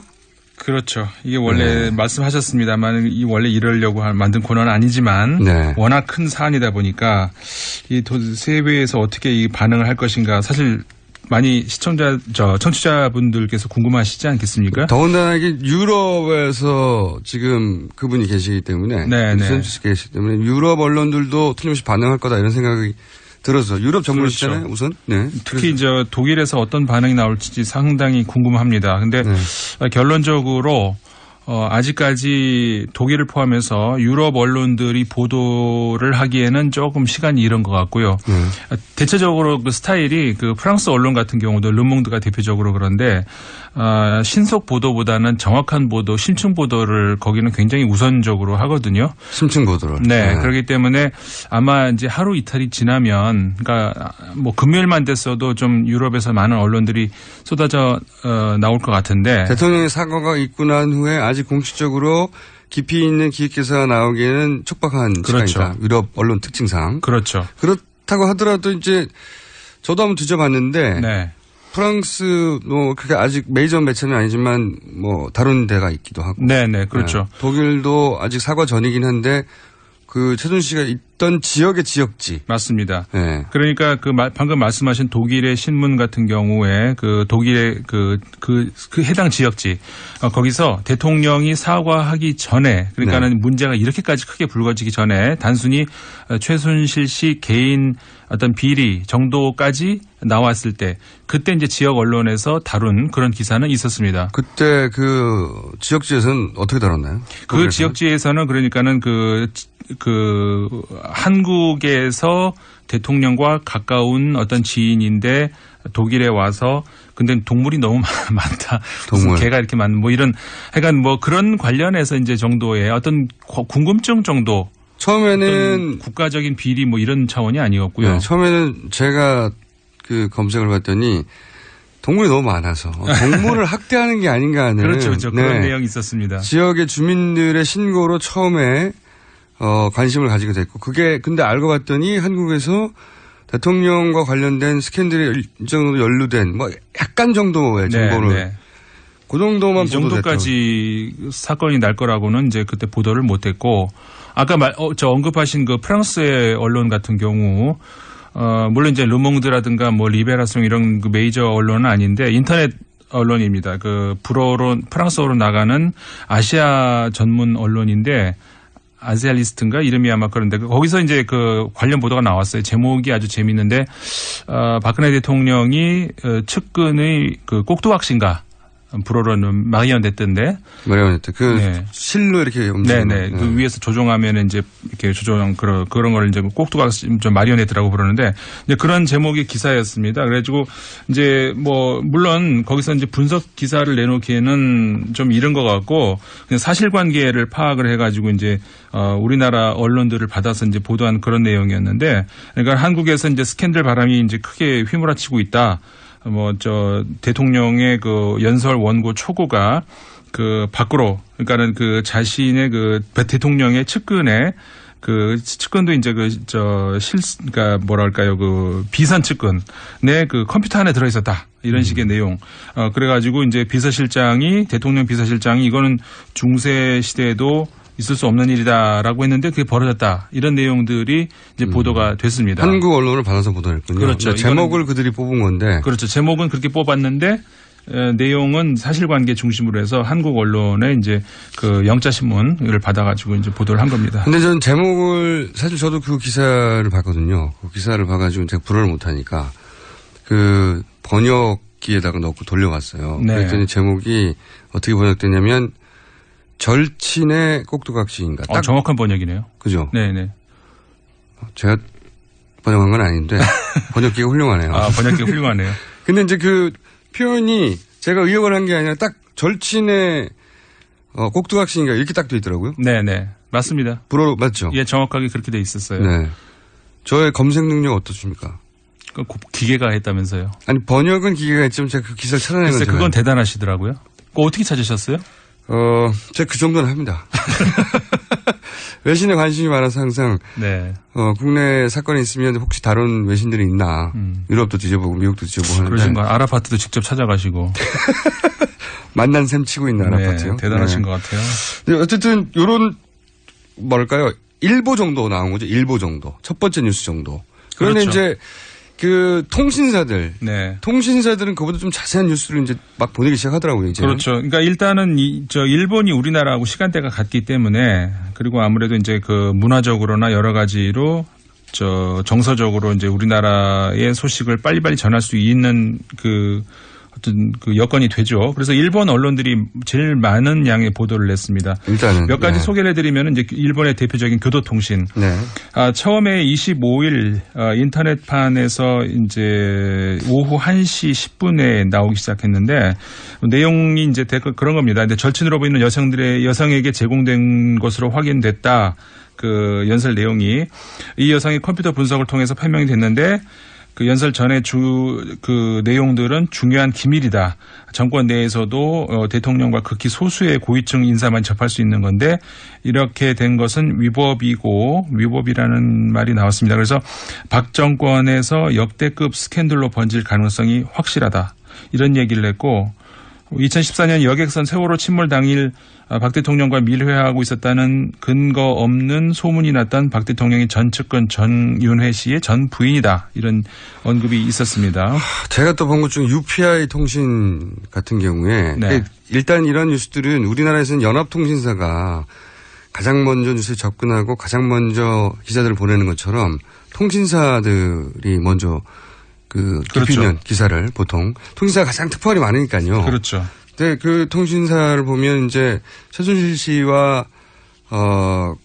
과거를 얘기를 해요. 그러니까 최태민 목사가 아버지죠. 최순실 씨의 유경수 여사의 말을 박 대통령에게 전달하기 시작한 사람이었다. 라고 이제 과거를 짚기 시작한 여기까지 가면 이제 깊이 있게 분석이 들어가기 시작한 거거든요. 그렇죠. 그러면서 최순실 씨가 최순실 씨 본인이 유경수 여사와 정신적으로 깊이 연결되어 있다고. 네. 돌아가신 분인데. 네네. 정신적으로 깊이 연결되어 있다고 박 대통령을 확신시킨 것으로 보인다. 그렇죠. 돌아가신 분과 어떻게 정신적으로 깊이 연결되어 있다고 확신시켰는지는 모르겠어요. 저희도. 그 얘기는 그 통신사에 안 나오니까. 하지만 뭐랄까요. 분석 기사가 나오기 시작한 거죠. 지금. 그렇죠. 그러니까 유사한 거로 이제 26일자 일본의 마이니치 신문도 그런 이야기를 했습니다. 그러니까 최태민 씨 관련해서 이제 몇 가지 다른 신문들도 다루고 있는데 이 마이니치 신문에서 불교와 기독교 모두를 배웠다고 여겨지는 최태민 씨가 사망을 했는데 94년에 사망했는데 박 대통령은 그 5번째 딸인 순실 씨와의 관계를 그 후에도 깊게 했다. 종교가인 아버지의 카리스마를 가장 잘 계승한 것이 순실 씨였다는 보도도 있다. 이런 얘기가 이제 마인지 신문에 나왔고요. 그 일본 언론 같은 경우에 이제 우리나라 언론도 그렇습니다만은 언론사에 따라서 그 또 논조 성향이 분명히 그렇죠. 많이 구별이 되죠. 그래서 일본 언론사들에 따라서 이제 많이 그 차이가 조금씩은 그 나는 어떤 그런 게 있는. 산케이는 굉장히 보수적이고, 그렇죠. 아사히는 좀 진보적이고, 예를 들면 아사히하고 이제 아까 마이니치 정도가 이제 좀 네. 진보 성향이라 할 수 있고, 그 다음에 요미우리 신문 이제 발행 부수료로는 이제 가장 1등이죠. 많다고 네. 할 수 있는데 중도 보수 정도 될 수가 네. 있다. 볼 수 있다면 이제 산케이 신문 같은 경우에는 그 좀 극우에 가까운 네. 신문인데 잘 아시다시피 산케이 신문의 서울 지국장이 이제 7시간에 연루된 그것을 기사로 썼다가 이제 우리나라에서 법정에도 쓰게 됐는데 그 산케이 신문이 그래서 어떻게 보도했는지 이것도 좀 관심이 될 것 같아요. 굉장히 자세히 보도를 했더라고요. 네. 산케이는 현 정권 감정이 있겠죠, 기본적으로는. 그걸 전제하고. 네, 그렇죠. 이제 그걸 전제로 하고 들으시면 공직자도 아닌 민간인의 사적인 친구에게 한국의 박근혜 대통령이 국가 기밀인 연설의 초고나 국무회의 자료를 사전에 건네주고 조언까지 받고 있었다고 하는 전대미문의 불상사다. 이렇게 보도를 했습니다. 그리고 이제 또 대통령 스스로 그걸 인정한 것에 한국 사회는 충격을 받고 있다. 2014년 4월 여객선 세월호 침몰 때 국민에게 눈물을 보이며 사과를 했는데 이번에는 스스로가 직접 관여하고 있지 않은 침몰 사과와는 달라서 분명하게 박 대통령 자신이 만들어버린 문제다. 이런 얘기를 보도를 했습니다. 대통령 취임 이래 정권 내부나 국민과의 의사소통 부족함을 불통이라고 비판받는 박 대통령을 상징하고 있다. 이런 내용도 있고요. 우리나라 야당이 쓴 것 같네요, 꼭. 그렇죠. 좀 그렇게 보입니다. 상케이는 뭐 감정이 있으니까요. 내란죄 등을 제외하고 재임 중에 대통령은 소추되지 않지만 탄핵은 가능하다. 이런 얘기까지 나왔네요. 여당 세력으로부터 박 대통령에 대한 탄핵 요구도 나오고 있다. 남은 임기에 박 대통령이 짊어지는 짐은 무겁다. 박 정권 하에 한국이 한층 더 혼란에 빠질 가능성도 부정할 수 없다. 이런 얘기가 실렸습니다. 네, 거기에 뭐 단어들은 들어야 하지만 즐기는 듯한 태도는 보이네요. 그렇죠. 이 산케이 신문이 이제 아무래도 한국 정부의 감정이 있죠. 그거를 감안하고 들으시면 될 것 같고. 그다음에 이제 일본이기 때문에 아무래도 이제 자신 자국과의 어떤 관계 이런 것들도 이제 생각을 하지 않을 수 없는데 25일자 저녁 인터넷판에서 저녁 9시 50분에 교도통신에서 나온 내용을 보면은 일본과 관련해서 내용이 있습니다. 이제 급속히 약체화돼서 이제 국정 운영이 한층 더 곤란해지는 것을 피하기 어려울 전망이다. 그러면서 안전 보장 분야 등에서의 한일 협력 추진도 어려워질 듯하다. 이런 관련 얘기가 나왔습니다. 그다음에 이제 여기서 안전 보장이라고 하면 한일 뭐 어떤 군사적 협정이라든가 그렇죠. 네. 그런 관련해서 이제 어려울 것이다 이런 얘기가 나오고 또 일본 언론에서 그리고 또 그 외에도 다른 언론에서도 제가 좀 찾고 있는데 위안부 문제 관련해서도 이제 그런 얘기가 나왔습니다. 위안부 문제 나왔어요? 예, 그러니까 현 정부에서 위안부 문제가 어느 정도 좀 이렇게 협의가 됐다라고 생각이 됐는데 일본 정부 입장에서는 위안부 문제가 이제 좀 됐다. 클리어되는 줄 알았는데 네, 이제 이렇게 박 대통령의 그러니까 현 정권이 굉장히 급도로 약화되기 시작하면서 야권의 목소리가 높아지게 되면은 이것도 위안부 문제가 다시 원점으로 돌아갈 거 아니겠느냐 일본 입장에서. 일본 입장에서의 걱정이군요. 네, 일본 입장에서 그런 우려도 일본 언론에서 분명히 나왔습니다. 네. 세상에 뭐랄까요 아무리 나쁜 점에도 좋은 점이 있고. 그렇죠. 양면이 다 있는데 한편 굉장히 걱정도 되면서 네. 위안부 문제에 관해서는 다행이다 싶네요. 위안부 문제의 어떤 합의가 우리 일반 국민의 눈높이에서 볼 때는 대단히 부족하고 네. 이거 다시 해야 된다고 생각하고 있었는데 네네. 일본에서 그런 걱정을 하는 건 이건 우리한테는 좋은 거죠. 그렇죠. 네. 일본 입장에서는 이게 큰일 났다 싶은 것 같아요. 문제가. 그렇군요. 나쁜 일에도 좋은 면은 있군요. 네. 그 외에 이제 뭐 미국 같은 언론에서는 블룸버그 통신이 가장 먼저 보도를 했습니다. 블룸버그 통신 같은 경우에도 이제 뭐 사실관계 이야기를 좀 하고 이제 빠를수록 사실은 그냥 사실관계 중심의 중립적인 보도가 많이 있습니다. 근데 야당이 그러니까 탄핵을 할 가능성도 있지만 역효과를 우려해서 대통령 탄핵에는 신중한 입장으로 보인다. 이런 이야기가 블룸버그 통신에서 나왔고요. 그다음에 26일자 LA 타임스, 로스앤젤레스 타임스인데 미국의 경우는 이제 대표적으로 LA 타임스라든가 뉴욕 타임스 같은 경우가 상대적으로 좀 진보적이고 월스트리트 저널 같은 경우가 이제 좀 워싱턴 보수적이고 워싱턴 포스트는 조금 덜이지만 어쨌든 간에 보수적이고 이런 걸 감안해서 들으시면 그러니까 근데 좀 제목이 좀 약간 좀 생뚱맞다는 생각이 듭니다. 클린턴 이메일 스캔들 연상시키는 박 대통령 스캔들. 미국 입장에서는. 근데 클린턴 그러니까 후보의 이메일 스캔들하고 이거 왜 이제 이렇게 뽑았냐면은 이제 측근에 컴퓨터에서 이제 그런 파일들이 나왔다는 것 때문에 그런 모양인데. 그리고 이제 국가 기밀에 해당되는 것이 개인 메일로 왔다 갔다 하는 그렇죠. 게 이제 그 점에서 이제 비슷하다는 건데. 클린턴 이메일 스캔들인데. 네. 자기들이 보기에는 그럼 국가 기밀이 이렇게 개인한테 왔다 갔다 한 거야? 이런 공통점을 본 것 같아요. 그런 공통점으로 뽑은 것 같습니다. 그래서 이제 박 대통령이 사과를 했다. 근데 무엇에 대해서 사과했는가라고 이제 중간 제목에 있는데 근데 이제 최 씨와 재단의 연계에 대해서는 한마디도 직접적으로 언급하지 않았다. 그냥 불특정 행동으로 국민들에게 심려를 끼친 것에 대해서 사과했을 뿐이다. 한마디로 말해서 뭐에 대해서 사과했는지가 이제 그 불분명하다. LA 타임즈에서 보기에는. LA 타임즈에서 보기에는.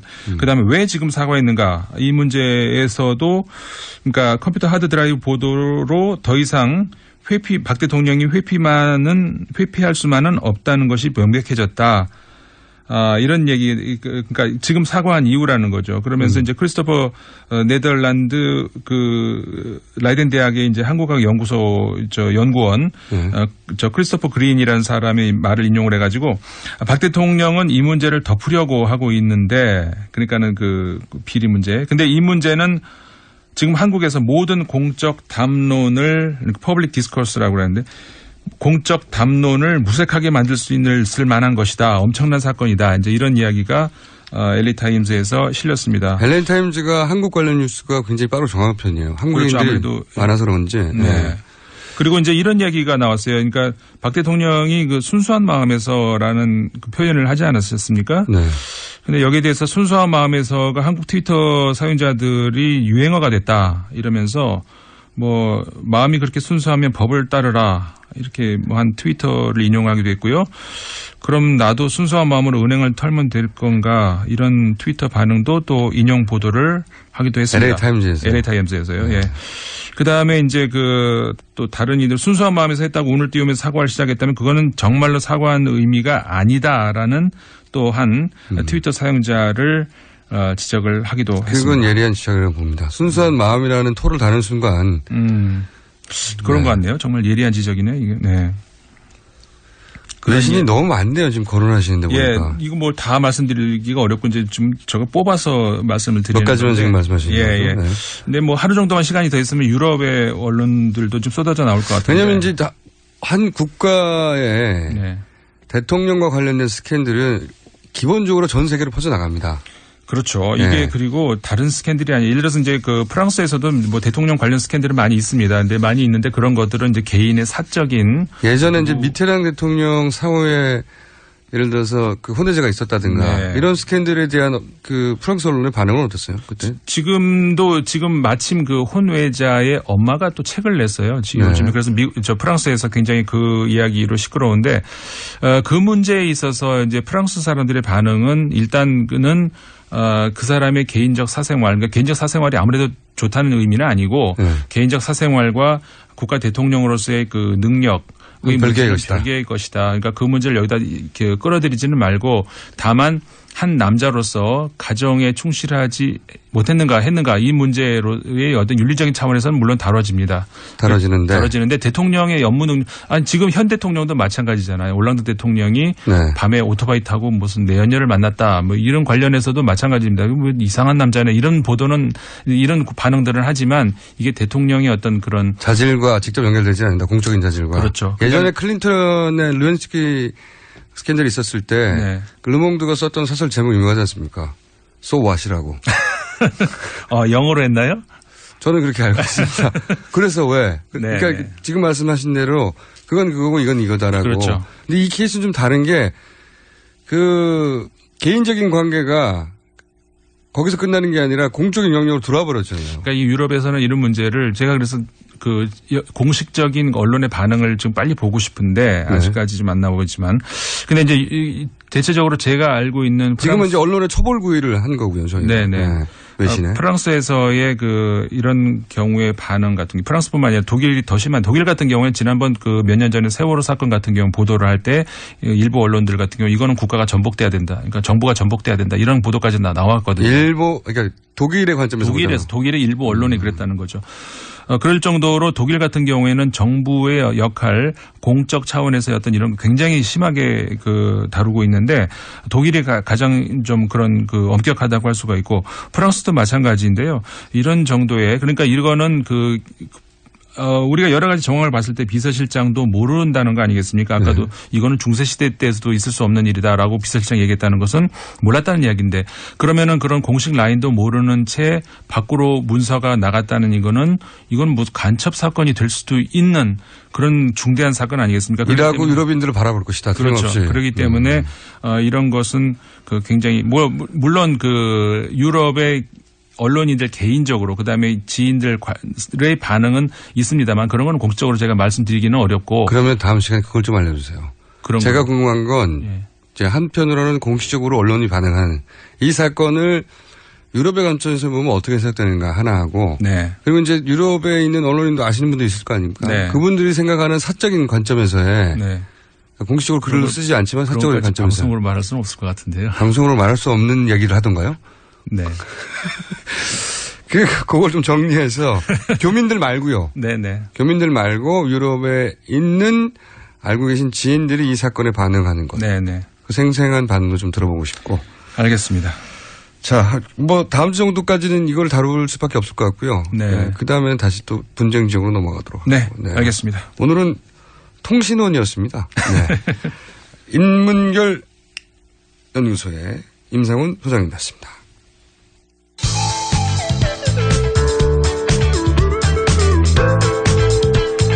법 없이도 살 사람 김어준입니다.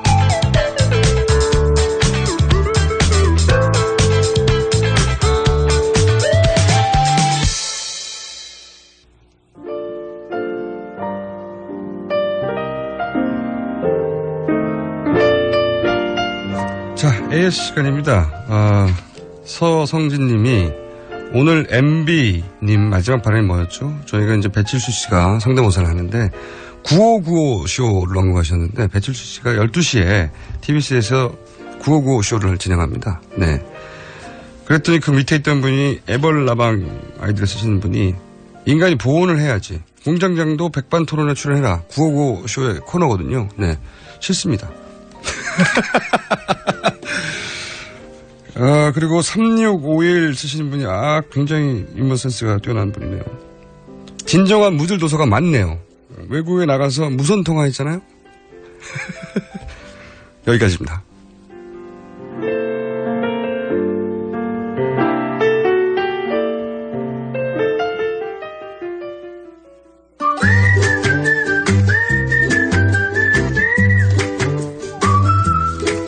네.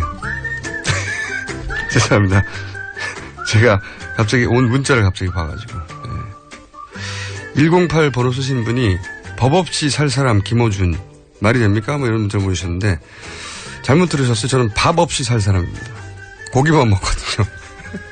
자, 도시건축가 김진애 전 의원 나오셨습니다. 안녕하세요. 네, 안녕하세요. 네, 이 코너를 좋아하는 분들이 많아요. 그럴까? 네, 왜냐하면 이런 각도에서 도시를 접근한 분들이 별로 없어가지고 처음 듣는 얘기. 예를 들어 고층 빌딩이 왜 많죠? 왜 문제죠? 이거 생각 안 해봤거든요. 정말 저도 좀 놀랐어요. 사람들이 그런 반응 보이는 거 하고. 그래서 제가 지난주 초고층에 대해서 AS 하나만 할게요. 네. 지난주에 초고층 때문에 문제된 사건 아시죠? 부산에 네. LCT. 네네네. 지금 이제 커다란 정치자금, 비자금 조성 때문에 지금 이제 문제가 되고 있는데 그게 바로 초고층, 해운대에 짓는 초고층입니다. 네. 근데 그 부산에 초고층이 그렇게 많다라는 것도 최근에 잘 모르셨고요. 이번엔 기회에 그렇죠. 아셨고 이번에 LCT가 문제가 된 거 중에 뭐 그 얘기를 잘 할 수는 없는데 그게 웃기더라고요. 거기에 100층 높이 있는 랜드마크 하나하고 나머지 초고층 2동이 들어가는데 아파트가 네. 들어가는데 몇 층이게요? 제가 지난번에 얘기했잖아요. 왜? 29층까지는 아파트 짓고 예. 59층까지는 주상복합 짓는다. 네네. 왜냐하면 30층마다 하나씩 피난층을 짓기 때문에 네. 이거는 몇 층일까요? 그럼 59층입니까? 59층 더하기 30. 89층. 그렇게 9층을 끊기는 이유가 두 동을 짓더라고. 나도 그 생각까지 못했는데 이번에 보니까 참 머리도 곱하기 부리다. 3-1이군요. 근데 그 LCT 이제 상당히 문제될 겁니다. 이 초고층의 문제 하나가 초고층이 공룡처럼 정말 도시를 휘젓는 것도 문제지만 이게 사실 여러 가지 그런 비리의 온상이 되는 경우가 많거든요. 네. 우리나라에서 특히 건축 관련해서는 깔끔하게 떨어지는 빌딩이 잘 없어요. 유명자한 빌딩군이면 네. 뭔가 꼭 나오더라고요. 글쎄 말이죠. 네. 자, 그 비리 얘기는 오늘 한 시간이 아니고, 예. 오늘은 무슨 주제입니까? 오늘은 어디 사시죠? 저는 성북동에 살고 있습니다. 저한테는 안 물어보세요. 어디 사십니까? 저는 영동시장 뒷골목에 삽니다. 제가 이렇게 대답하는 이유는 네. 통상적으로는 논현동에 살아야 된다고 얘기를 해야 되는데 논현동 하면은 저쪽에 이명박 논현동도 있고요. 네. 이쪽에 최순실 논현동도 있기 때문에 제가 이미지가 안 좋아서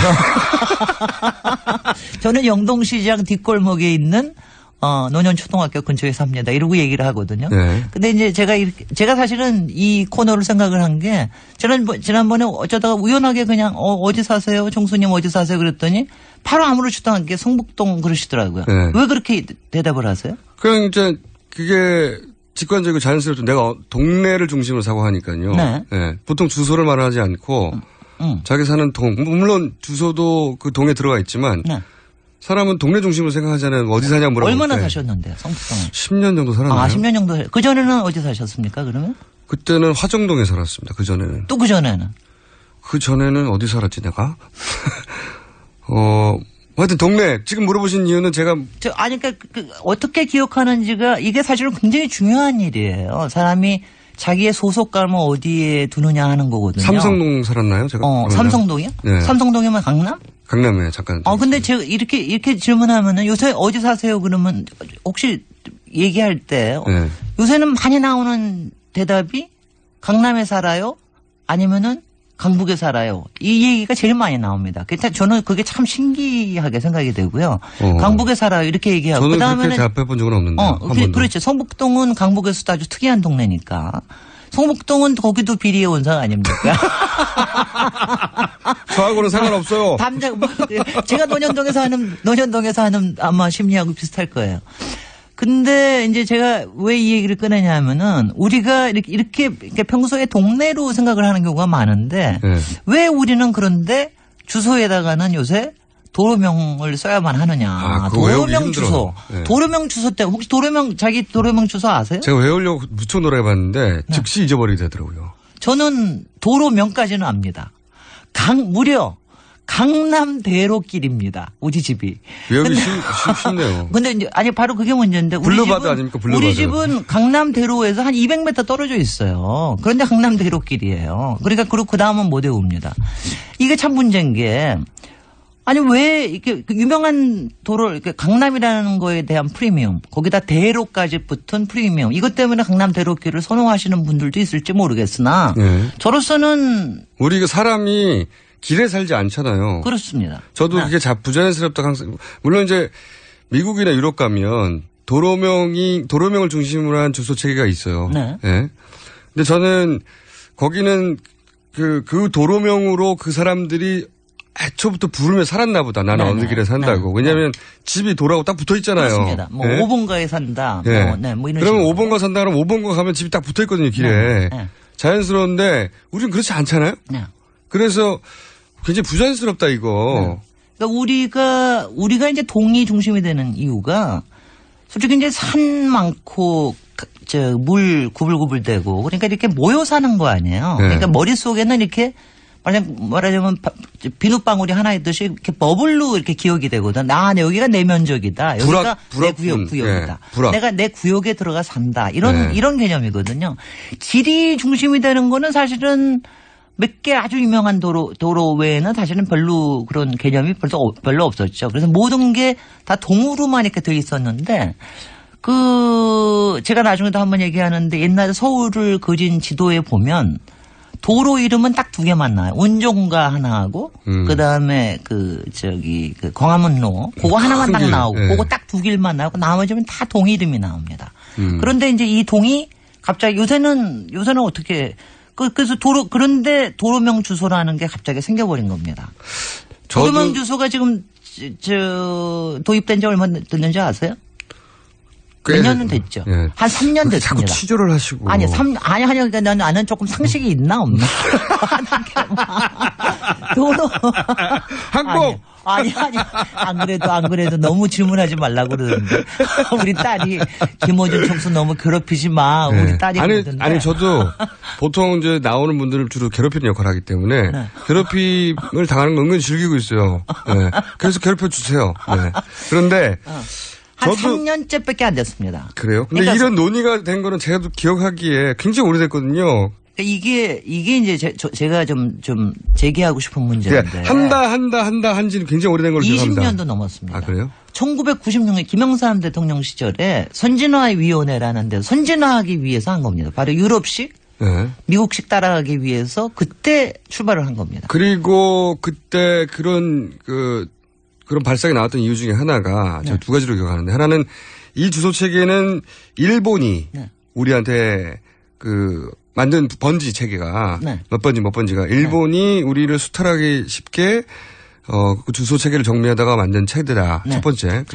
두 번째로는 선진화 이유. 선진화라고 하는 이유는 뭐냐면 찾기가 어렵다.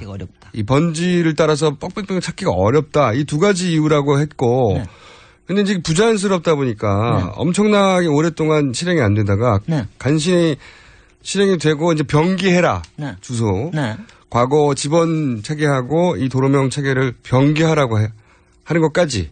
그 정도가 기억이 남아있어요. 글쎄요. 그렇게 지금 돼 있는데 이럴 때 하나는 이제 정책이라는 게요. 20년 전에 세운 정책이 이제 한다 안 한다 뭐 해가지고 했는데 돈도 엄청나게 들어갔어요. 직접적인 비용만 한 4천억 들어갔으니까. 그래요? 그리고 이것도 왜 돈이 그렇게 많이 들죠?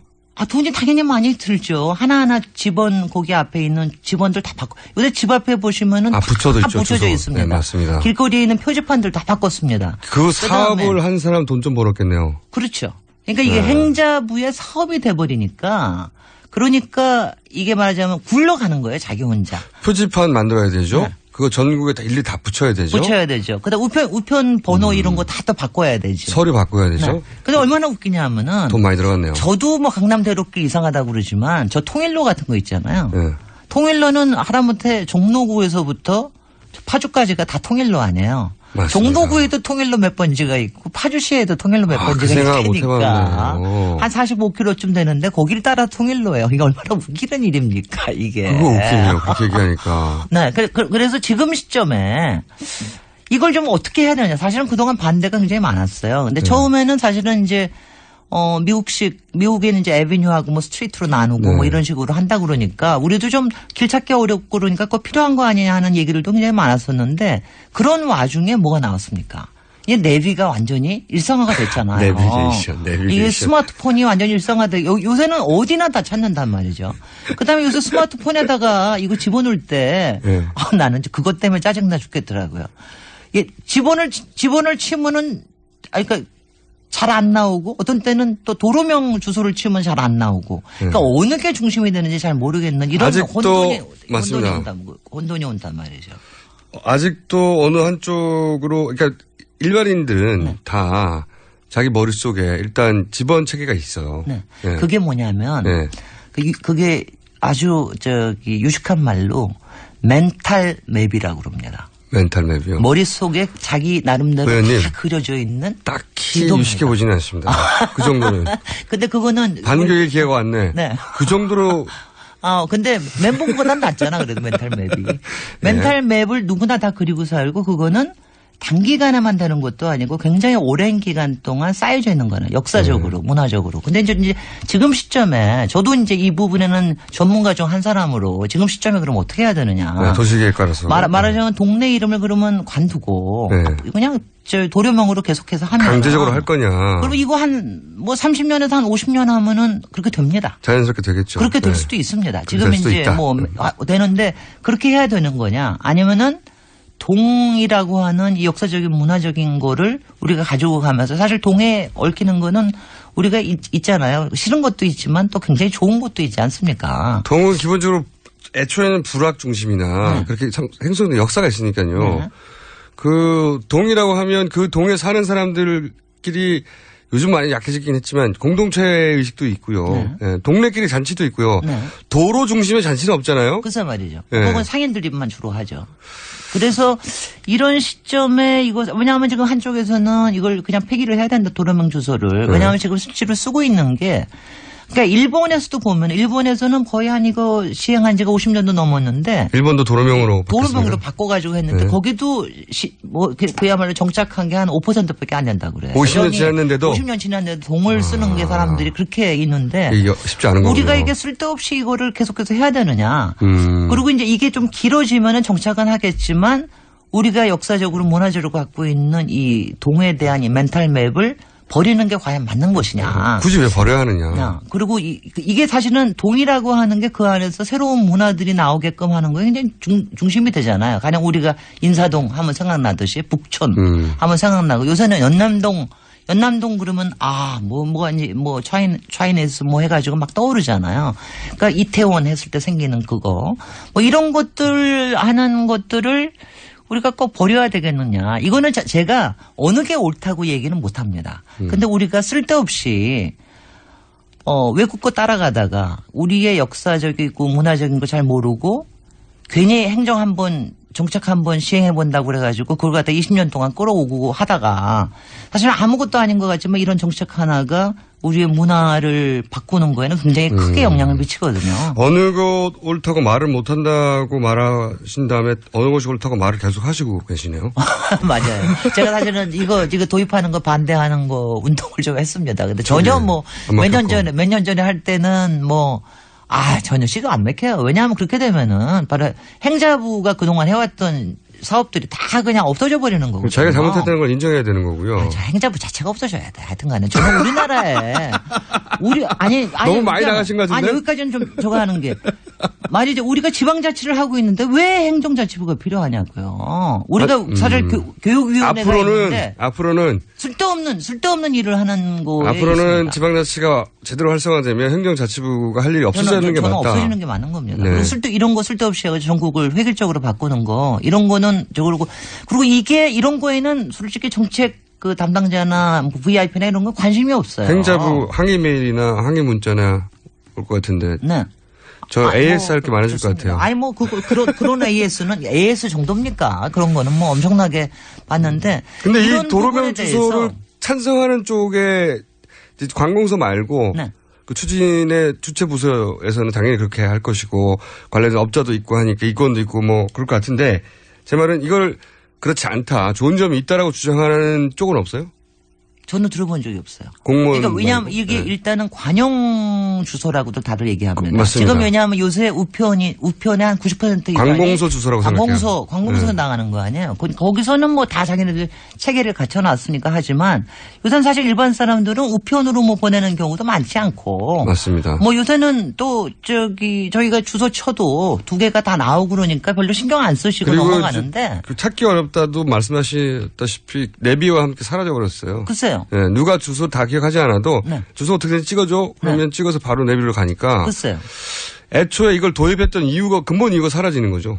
그러니까 그러면 그냥 다 같이 그냥 유목민으로 그냥 다 살아버리고 말을까? 그러면 이런 것도 필요 없을까? 어떻게 생각하세요? 유목민으로 산 그래서 주소를 동네도 다 없애고 네. 그냥 뭐 다 그냥 번질 수 너무 많이 나가셨고요.